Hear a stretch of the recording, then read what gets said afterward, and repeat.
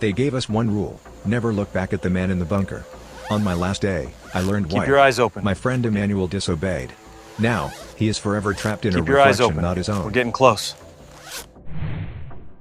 Our unit was posted deep in the Oban Hills rainforest. The air was thick with the smell of wet earth and secrets.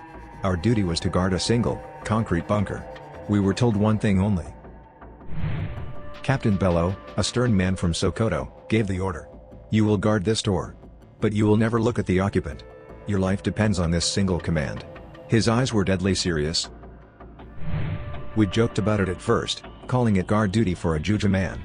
What could be so dangerous about a look? We were soldiers, armed with rifles and courage. We felt invincible back then. The bunker was always cold, a deep chill seeping from its concrete. No lights were inside, just an impenetrable darkness that seemed to swallow all sound. It felt wrong, deeply and spiritually wrong. Emmanuel was my friend, a loud and curious guy from Lagos.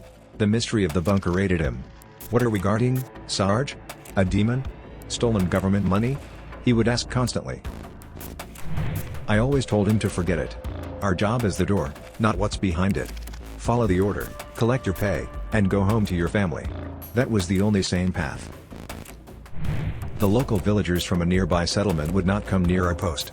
They called the bunker the Eye of the Forest. They said an old god of mirrors was trapped inside it. They warned us it hungered for new faces to add to its collection. It coveted the living, they whispered, because it had no true face of its own. We dismissed it as superstition. It sounded like fingers dragging slowly over polished glass. The sound would make your skin crawl. We doubled our patrols just to get away from that terrible, patient noise at the door. One night, during a heavy downpour, the generator failed. We were plunged into utter blackness. The only light came from the frantic flashes of lightning, illuminating the bunker's dark entrance. The scratching from inside the bunker stopped. A new sound began. It was a soft, wet whisper, like a voice speaking from underwater. It was calling a name. It was calling for Emmanuel. He stood frozen at his post, his rifle shaking in his hands. The whisper promised him answers. It promised him power. It knew his deepest, most secret desires. The temptation was too great. Don't, Emmanuel, I shouted over the roaring storm. It is a trick. It is not real. But his eyes were wide, filled with a terrifying mix of fear and a desperate longing. He turned his head. He looked back into the darkness of the bunker. For a single, horrifying second, a flash of lightning illuminated everything. I saw his face, lit up from within the doorway. He was not looking into darkness. He was looking into a perfect, shining mirror. And in that mirror, his own reflection was not alone. Something stood directly behind his mirror itself. Then the light died. The whispering stopped. The jungle fell completely silent. Emmanuel stood perfectly still, his back to me. He was rigid, like a statue carved from pure terror. Emmanuel? I called out, my voice trembling. He did not respond. He slowly, mechanically, began to turn around. I raised my flashlight, my heart pounding a frantic rhythm in my chest. It was his face. But it was wrong.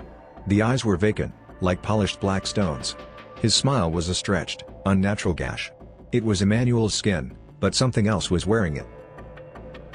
It's so much better on this side, the thing said with his voice. The tone was flat, a cruel imitation of his lively Lagos accent. It took a step towards me, movements jerky. I stumbled backward, fumbling for my sidearm. I could not shoot my friend. But I knew, with a cold, sinking certainty, that my friend was already gone, lost forever in that reflection. The thing that was Emmanuel let out a dry, rattling laugh. It then turned and walked, not towards the camp, but back into the deep, waiting darkness of the forbidden bunker. It just vanished. We never found his body. The official report listed him as absent without leave. But I know the truth. Captain Bello just looked at me with grim understanding. He transferred me out immediately. I left the Oban Hills, but I could not leave the memory. I see that vacant, smiling face in every shadowy window. I see it in every puddle on a rainy Lagos night. I am afraid of mirrors now. I cover them all in my house. Because sometimes, in the very corner of my eye, I see a flicker. I see Emmanuel's face, trapped behind the glass. He is not alone in there. I see other faces, other soldiers from other postings, all pressed against the silvered surface. Their mouths are open in silent, eternal screams, begging for release. They gave us one rule, a simple command born from ancient, terrible knowledge. A rule forged from the fear of things that lurk just beyond the world we understand and claim to know. Emmanuel broke that rule. He looked back. And the thing in the bunker, the old god of stolen faces, did not take his life. It did something so much worse, a fate far crueler. It took his place. It stole his skin and walked out into our world. And it left his soul, his true self, trapped forever in a cold, dark glass prison, screaming without a sound. So I warn you now. Be careful what you look at in the dark. Be mindful of your own reflection. Because you can never be truly sure which side of the glass you are on.